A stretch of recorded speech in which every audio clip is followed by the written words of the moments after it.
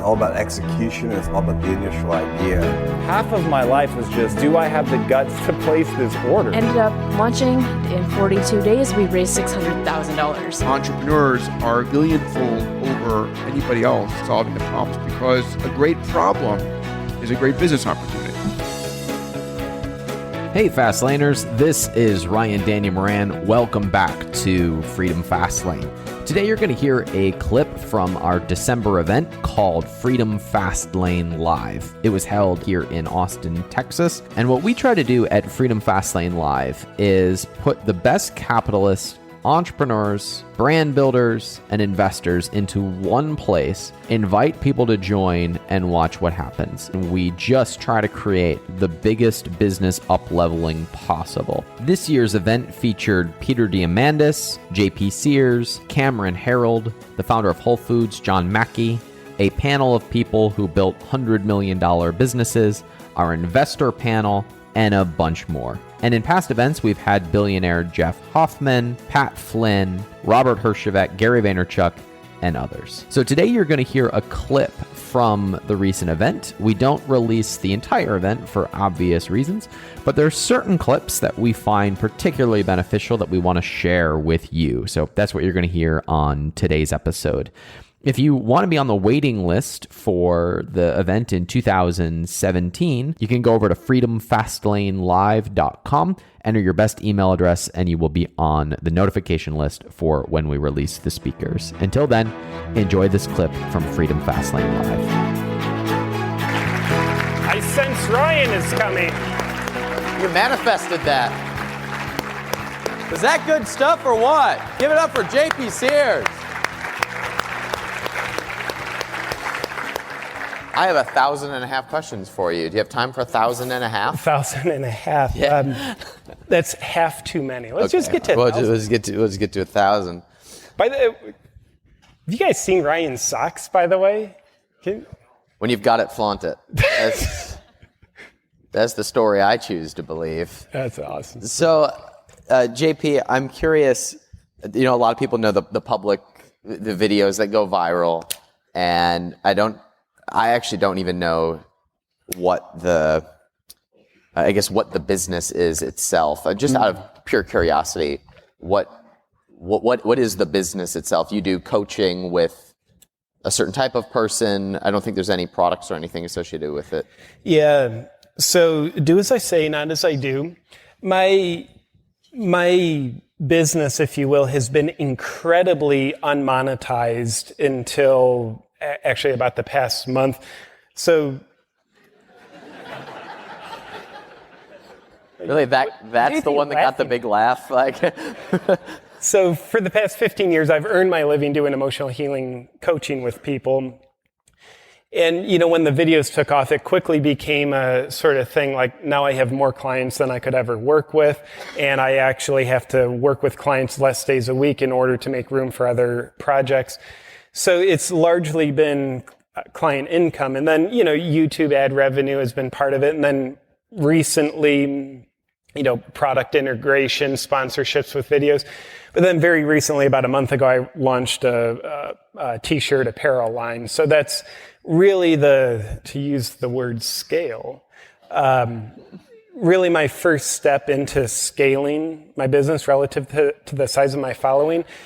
And it's like that by design. One reason is I'm the most unstrategic person I know.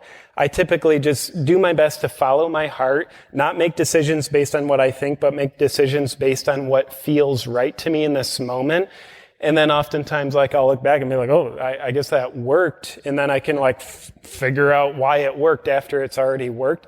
So for the 2 years of, you know, having popular videos, but really not monetizing it, I just wanted to build my audience. I just wanted to give videos to my audience. And I just always had the sense like the monetization, I'll worry about that later. Right now, the priority is just grow my audience. And the way I grow my audience is give them valuable content. Well, when you're ready for that monetization side, I know a guy who could probably help you with that. When you said something interesting about connection, and I'm of the opinion that pretty much everything we do comes down to a need to connect? I mean, why do we want to make more money? At the end of the day, there's either a part of us that feels disconnected at a job, or there's an expectation that people will love us and accept us more if we have nicer cars and nicer clothes and nicer homes. And then we move into those homes and we feel like we can't connect with the other D-bags who live around us, who drive even nicer cars, and now there's a comparison game going on. Why do I work out? Because at some level, I think that I'll be more connected and more accepted with a better physique. You know, like why do we care about appearing knowledgeable? The same reason. At some level, we think that we're going to connect more if people perceive us differently. So I do believe that everything we do comes back to the desire to connect. Yeah. And we're more connected in terms of screens and kind of fake connection than ever, which I think only ups the need for it. And it feels to me like there is a big gap right now of actual genuine human connection because we don't know how to do it anymore because we don't have to. Yeah. We live in high rises with one partner who's expected to fulfill the needs of a tribe, be our friend, lover, intellectual banterer, and because we don't have real connection outside of the one person we see. What the heck do we do about that? Yeah. You know, man, I've recently had a chance to connect with, get to know a bit. Man, I really admire Tony Robbins, and he has just the most piercing thought on this. He says, achievement without fulfillment is the ultimate failure. And I think oftentimes what leads us into sometimes magnificent achievement while just getting more and more hollow inside is we're looking for connection where it's not.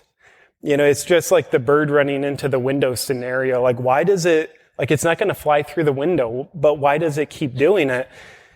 And we're like, that stupid bird. And then we start to think, well, I do the same thing. I keep running my head into the window looking for connection where it's not. You know, why do I have to compulsively, is a snotty Kleenex, why do I compulsively have to keep looking at my phone on Facebook? Like I have nothing to see on it, but the compulsivity is I'm driven to find a sense of connection where it's not. And whether that's making billions of dollars without inner fulfillment, addicted to Facebook, addicted to materialism, I think that's all symptoms of I need connection and I don't know how to find it where it actually is. So I'm just looking for it where it's not. And I think one of the important ways we can break that cycle is coming to terms with our need for connection. Because when we have a need for connection, but we deny it, it gets misdirected. So it's then we're looking for it without using our eyes. It's like we're unconsciously searching for it, but we're not willing to consciously realize I need connection because we have shame about our neediness, especially around connection. So we just do our best to, search for it. But if we open, like our eyes are a great gift. If we open our eye, even if we open our third eye, we can start to actually find connection where it is. To sound cliche for a moment, connection, I think, is definitely inside of ourselves. I think connection is also found absolutely through emotional intimacy with other people, not knowledge intimacy, not conversational intimacy, but emotional intimacy with our friends, our family, and certainly our like-hearted tribe.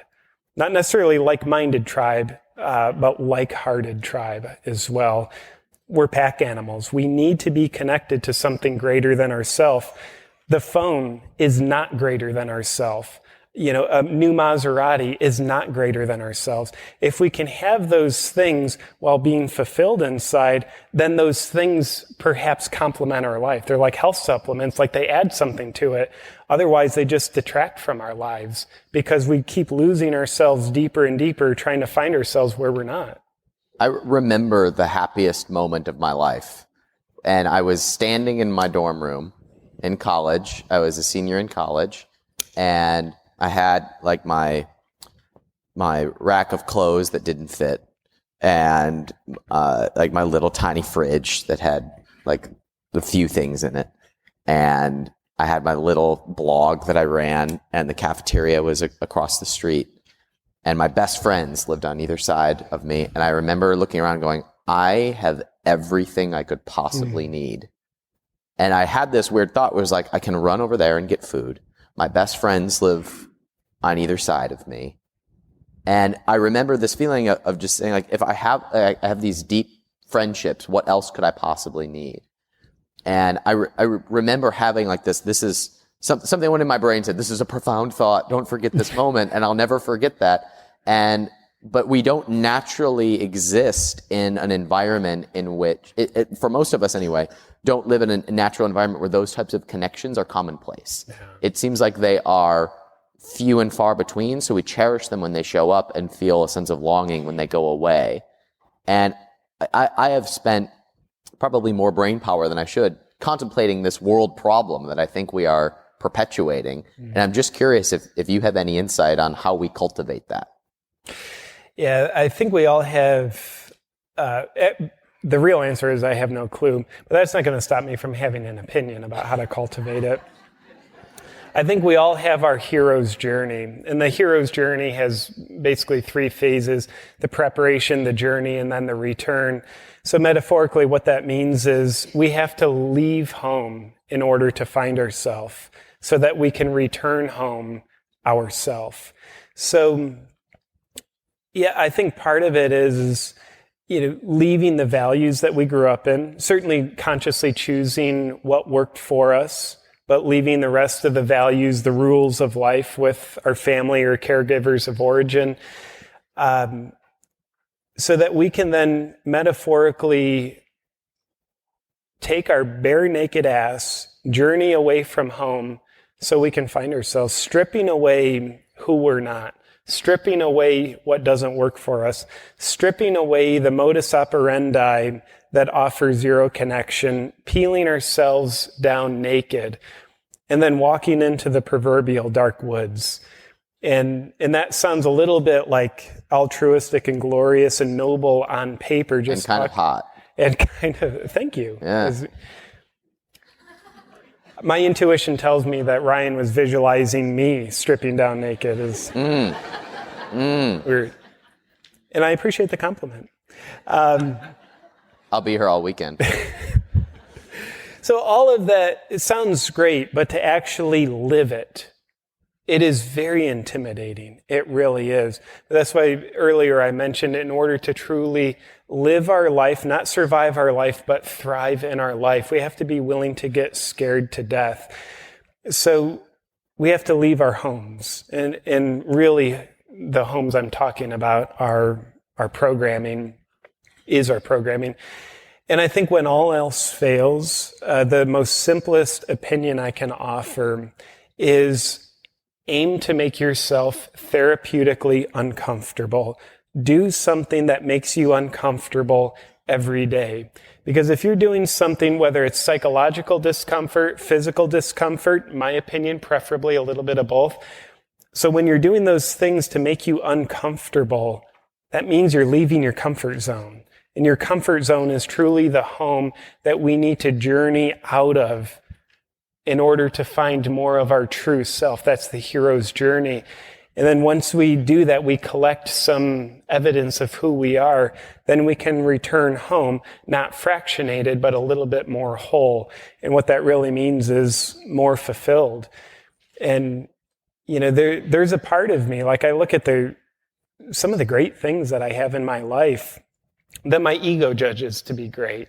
I've got some degree of fame. I've got fans. I've got external validation. And I look at those things and it's like, those are gratifying. And I'm scared to death of losing it. Part of me is. And I think that's okay to be scared to death. Or I look at money that I'm making. It's like, wow, it's so cool having this, and having it almost makes me addicted to it. Because anybody relate to that? Anybody relate to being afraid of losing what was built? Maybe a few of us, once in a while, every day. Yeah, only 100% of us. So not. But to me, it's the shadow side of what is a very human nature-oriented thing to do, when we start to have like cool, flashy things happen to us or come to us, we'll have a sense of self in that. Absolutely. I mean, try not to do it. It's going to be inhuman. So when we start to value ourselves on our external status, money, possessions, there's also the shadow side. As much as I value myself because of it, that's how much I will fear losing it. Why? Because it's not about the possessions. It's about the sense of self that I have wrapped up in it. So if the repo man were to come take my car, or Facebook were to go out of business, it's like, where's my following? I'm not afraid of losing my following. I'm afraid of me dying. And there is so much of my ego that is wrapped up having a sense of self and my status, my following, that part of me feels like that would be the death of me. And thank God there's another part that can sit here and say like, yeah, and that's okay. Like, I understand that's a fear for a part of me.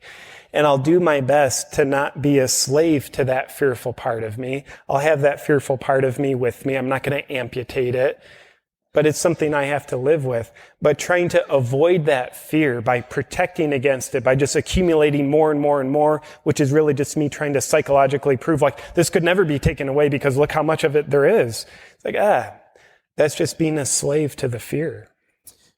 We were talking backstage. I'm filming a documentary right now about religion, and the film opens with my first ever mushroom trip. And I've never even held a cigarette in my hand. So this is a bit of a jump for me. And I remember being on mushrooms and having this experience where I basically felt like I came face to face with a projection of myself. And one of us had to die. And I let of course, this sounds so silly when you're sober, but as do so many things. But the projection of myself died, and there was like this fear of what happens if that version of myself dies. And when I let this die, I felt this incredible surge of energy and joy and presence. And I was with some people, and I said, I don't want to forget this. I don't want to forget this sense of this connection with myself. And of course, the logical thing in that state to not forget it was to take more, which was a bad idea. And you will see that play out when the documentary comes out. That didn't end well. But not everyone in this room or anywhere has this sense of knowing who they really are without the projections. And not everyone has the sense of weirdness that allows them to... I think the natural inclination is to say, you're right, I want to be more like myself, I want to bring out my weirdness, you're a good example of that, but I'm not funny and can do viral videos. And now there's a gap because we've opened up a portal, but you or I are the example of that, and there's a sense of, well, what's the part of me that is being neglected that if I brought out would make me feel free to create? Yeah. And I'm sure this comes up in your one-on-one consultations. How do you work through that with someone? Yeah, I think it's a beautiful point. By the way, I'm on mushrooms right now. Wow. I'm just a projection. This whole experience is just a projection in your mind. None of us are really here. It's a lot of aggressive-looking unicorns. But I think the scariest part of the task of finding our weirdness is we don't know what it is. It'd be a pretty comfortable task if we knew what our weirdness is, if we knew what our authenticity is, because it'd be familiar. We'd have a sense of certainty around it. But to me, at best, we have a sense of curiosity around the mystery of searching for the aspects of ourself that we don't know about. It's very comfortable to live in the realm of being conscious what we're conscious of. But what you're pointing to is how to become conscious of what we're unconscious of. And one of my favorite authors, whose books I've actually have read, his name is James Hollis. Beautiful writer, awesome message. He's a Jungian analyst. And in his words, he says, that's redundant. He or she who's most willing to tolerate ambiguity will have the highest quality of life. Ambiguity just means mystery. And it's human nature to have a sense of tension, anxiety, and fear around mystery. What makes us feel relaxed is the known realm. So realizing that the mystery we're talking about now is the mystery living inside of us. I think there's far more that we don't know about ourselves compared to what we do know about ourselves. So first and foremost, I think we have to realize, like, it's okay to look for what we don't know what we're looking for. Because we're not aware of what we're unaware of about ourselves until we start bringing the light of our intentionality to it. And I would dare say, in order to find parts of us that aren't a part of our everyday life, but they're very much a part of us somewhere inside, we have to stimulate ourselves. We have to do something different to ourselves. We have to trigger ourselves. And that's why I think accepting new challenges that take us out of our comfort zone is important. And I personally find the idea of cross-training, if you will, incredibly valuable. I was talking to a guy recently, and he runs programs where he puts people through training to teach them how to be a stand-up comedian. And the people he trains to be stand-up comedians, none of them want to be stand-up comedians. And they're not going to take the skills of being a stand-up comedian and apply that to the field of stand-up comedy. But it's like cross-training. They're going into this uncomfortable realm, stand-up comedy, in order to have aspects of their being stimulated that right now are lying dormant. I think the miracle of the human being is it's very intelligently designed. Parts of ourselves that are lying dormant won't come alive until they have a reason to come alive. That's why I think new experiences, especially the uncomfortable ones, are so valuable. They stimulate our weirdness. They stimulate our authenticity. They stimulate our great gifts that have always been there, but we've been completely blind to them. So timekeepers in the room, I know we're out of time, but I think this conversation's way too important to cut short. Is it okay with all of you if we go over a few? Are you guys enjoying this? Are you guys enjoying this? Yeah. All right, cool. So we're going to go a few more minutes unless somebody comes and pulls us off stage, which may indeed happen.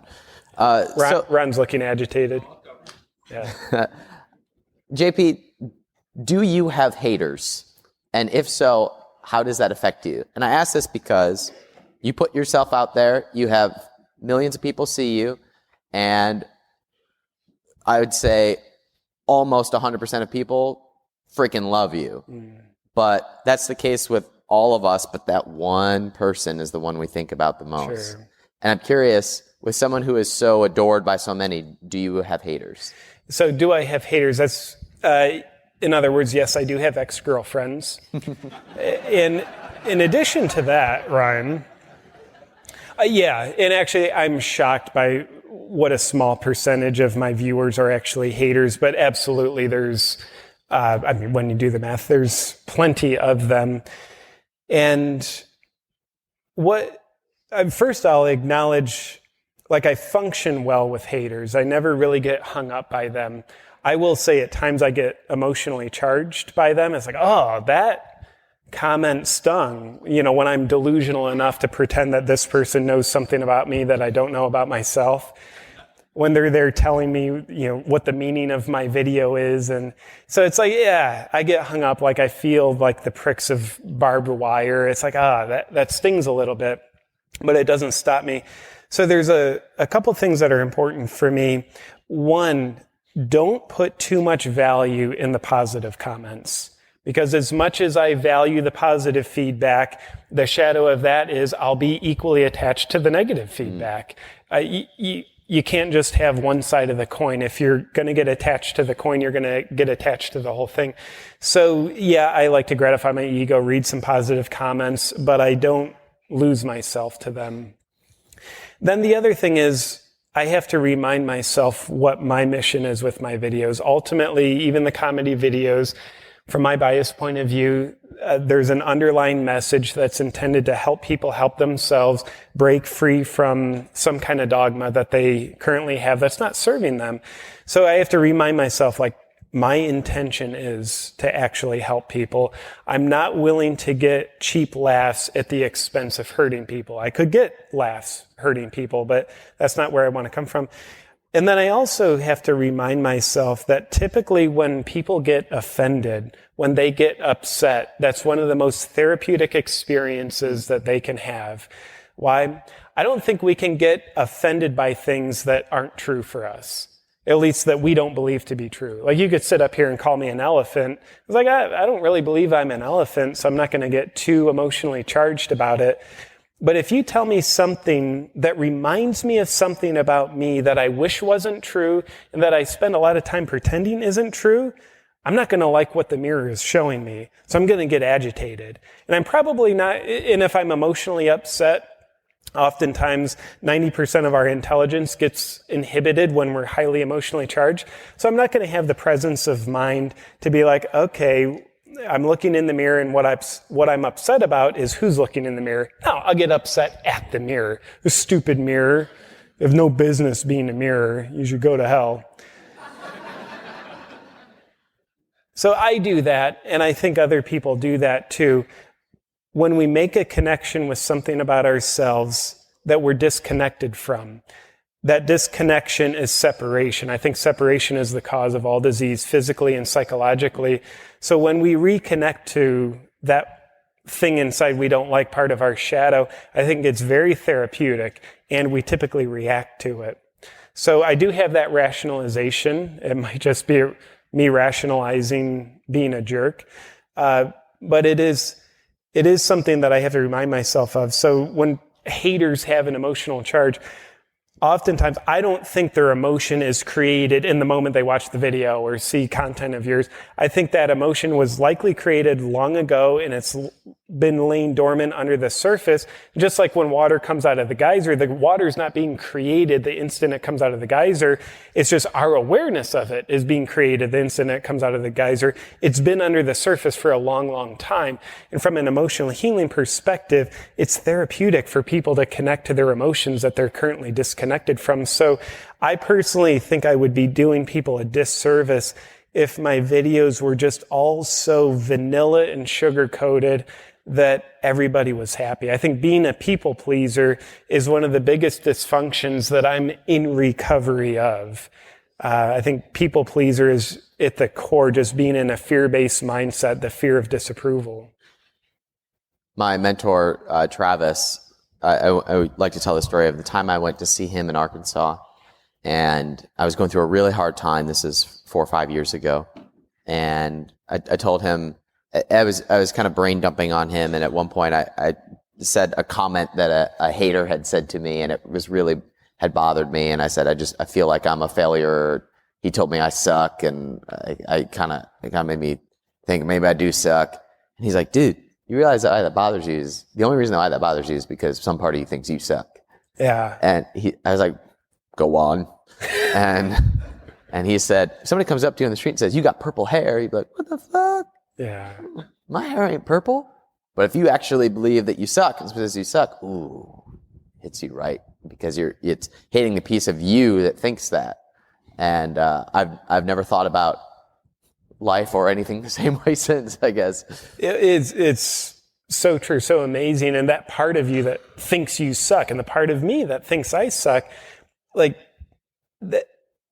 at the core of that part of me, and I would guess you, is a very hurt aspect of our psyche.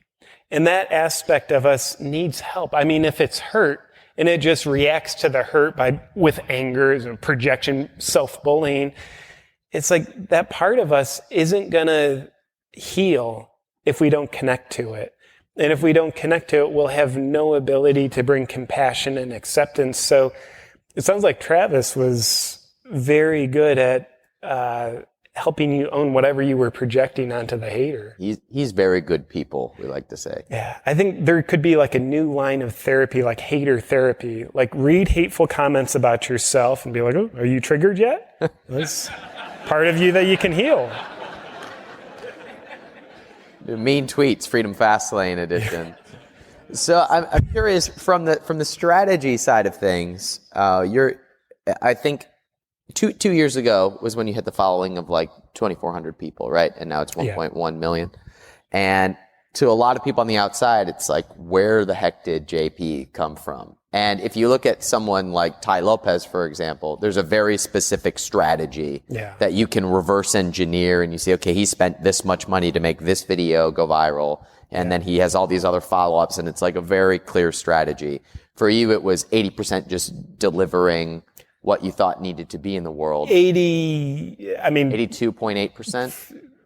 80 is making me sound more logical than I am to suggest that it's 20% logical, but let's go with that. Yeah, so I'm curious when the snowball started to pick up, because from the outside world, it's like JP Sears comes out of nowhere and owns the Facebook world. And somebody backstage was saying, my wife knows who that guy is and doesn't have a Facebook account. So what did the snowball look like for you in terms of the build up to the point where, like, when did it really start to take off, I guess is what I'm asking. Yeah, and I love a part, I think something that's implied here is like the old scenario of like the overnight success. Like the illusion is it's an overnight success that took 20 years to create. Just like you go up to the apple tree and you pick the first apple off, like, wow, that tree grew the apple overnight. You know, realize, oh, it took 10 years. So for me, it was very important to make, like I was making videos for a year and a half before a single video went over 3,000 views. So being committed to I would call it the purpose and the passion of what I'm doing, irrespective of whether or not anybody ever watched. So in other words, I had to be anchored in myself. I had to be willing to do what I'm doing, even if nobody saw it. And I was willing to do that because I was making videos for a year and a half. And I mean, some people were watching them. I mean, most of my videos had maybe 100 views, but I was just like, this is important to me. I'm going to keep doing it. So I think the snowball effect certainly started through the willingness to be consistent, not just I'm going to be gratified by getting lots of views. Otherwise, I would have stopped making videos before I ever got to the point. And then, the growth started to exponentiate when I put out the comedy videos. And the comedy videos, they come from, in my opinion, the 15-year depth I have of self-work and, going into the nuances of human psyches and hearts with other people. So those were a long time in the making. A video might take me a few hours to script, few hours to shoot, few hours to edit. But truly, they took years to formulate to that point. And I think humor works for me. It's part of my authenticity. It's not necessarily a dominant part of everybody's authenticity. But I did find that expressing perspectives through the language of humor, wow, it worked. People can connect to that. And I think from my point of view, humor is the language of connection. No matter what language someone speaks, no matter how foreign it is, if they're laughing, like we understand, we know essentially what they're saying, we can connect to that. And then if I could dare share an additional thought to that. Absolutely not. Okay.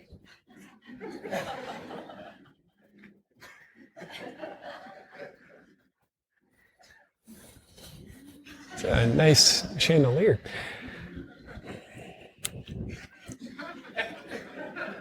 My sister wears socks like that, right? That's cool. Yeah. I stole them from your sister. Ah.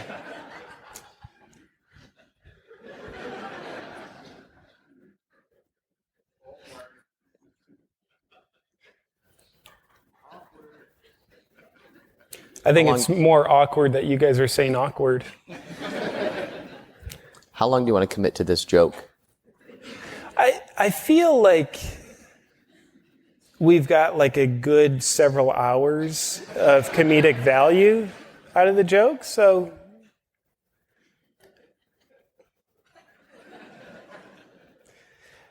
we'll get back to it. So yes, I outlasted JP Sears on an awkward silence. Yes. I've now connected with myself and my ego feels edified. I think we just created a new video series and a character for you, Ryan.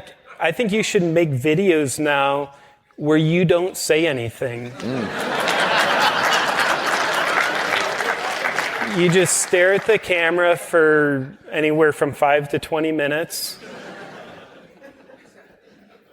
I think it'd be good. That could rival a Can't Gardone video right there. Yeah, What was out of line about that? There's like, oh, Can't Gardone. We showed it yesterday. And by the way, those videos, I think the longer you make them, the better they'll be. Perfect. But anyway, could I ask, show of hands here, who does videos for their business or has videos done for their business? Cool. So some of you and a lot don't. It's an area I think there's a hell of a lot of untapped potential. By the way, just a reminder of something that probably a lot of us know but may not really abide by. YouTube is the second biggest search engine in the world. And it's kind of also the biggest search engine in the world, Google, because Google owns YouTube. So there's a lot of people going on to YouTube and searching for stuff. And if you have videos that are, strategically linked to what people are searching for, it's a great opportunity to, have some fresh eyes coming on to whatever you're doing. And a lot of time when people search just on Google rather than YouTube, YouTube videos will come up because YouTube and Google are the same company, or companies, sister companies. They're like brothers and sisters who are married together. And the brother wears pink elephant socks. But where I was going with that, for those of you who do videos or want to do videos, there's 3 things that I've learned. I didn't know them, but just kind of like being unstrategic and looking back at what's worked and then pretending to be logical about it in hindsight. There's 3 things that I found that are ingredients to making videos shareable. And shareability is really the magic. Like when people watch a video, that's awesome. But when they click share, especially on Facebook, that's magic for reaching new audiences. So if your videos can contain 1, maybe even preferably more than just one of these 3 ingredients, there will be more shareability essence to your video. Ingredient number 1 is, that helps a video become shareable, is entertainment. Ingredient number 2 is inspiration. Ingredient number 3 is awareness.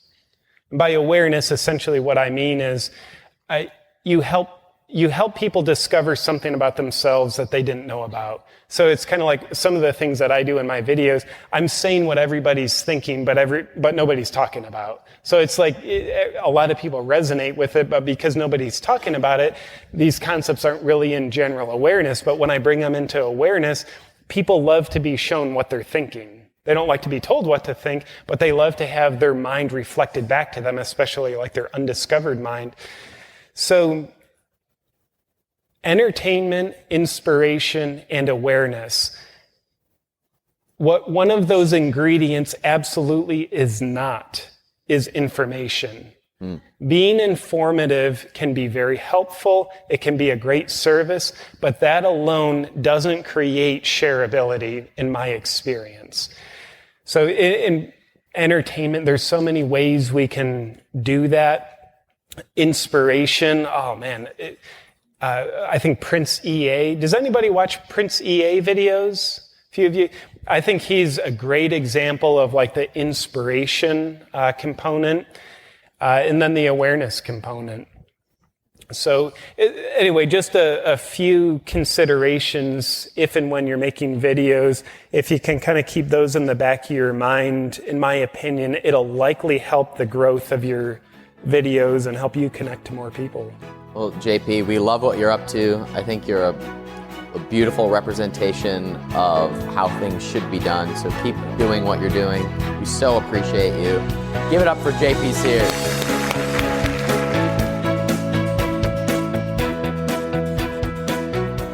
I hope you enjoyed today's clip from Freedom Fastlane Live. In my experience, all of my biggest breakthroughs in both the people I've met and the information I've consumed have come as the result of attending events like Freedom Fastlane Live. And our attendees, even our speakers, would say exactly the same thing. So I'm going to encourage you to head over to freedomfastlanelive.com. Make sure that you are signed up for the notification list for when it goes live. We'll also be teasing out speaker announcements throughout the year as they become official. You're not going to want to miss Freedom Fastlane Live 2017, so make sure you're on the notification list at freedomfastlanelive.com. Hope to see you there. Hope you enjoyed today's episode. Make sure you share it with someone you think would find value in it, and we'll see you guys on the next show.